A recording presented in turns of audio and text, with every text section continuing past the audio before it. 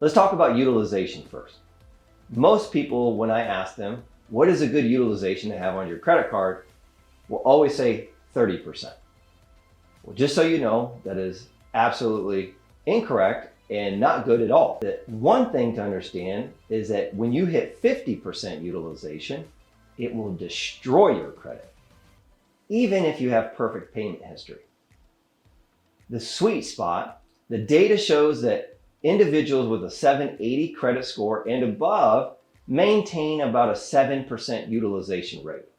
This is your goal, making sure that you keep your balances below 7%. Now, if you want to be that person that wants a perfect credit score, 850, I worked with a good friend of mine who was a mentor. He had a perfect 850 credit score, and we did a reverse analyzation of his credit, and it's 1% credit card utilization. Now, this might be a shocker, but if you pay your credit cards off to a zero balance, your credit scores will actually drop. It's insane and crazy, but it's true. If you have good credit, 700 plus, paying your credit cards off to a zero balance really isn't that big of a deal.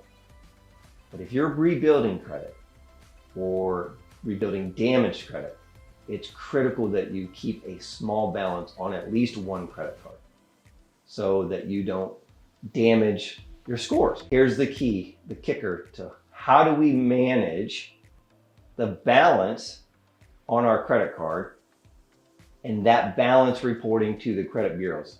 How do we do that? If you look at your bill or your statement, you're going to see two things here that are most important. The due date, which we all know what that is. But then we also have what's called the statement date, sometimes referred to as the closing date or the cycle date.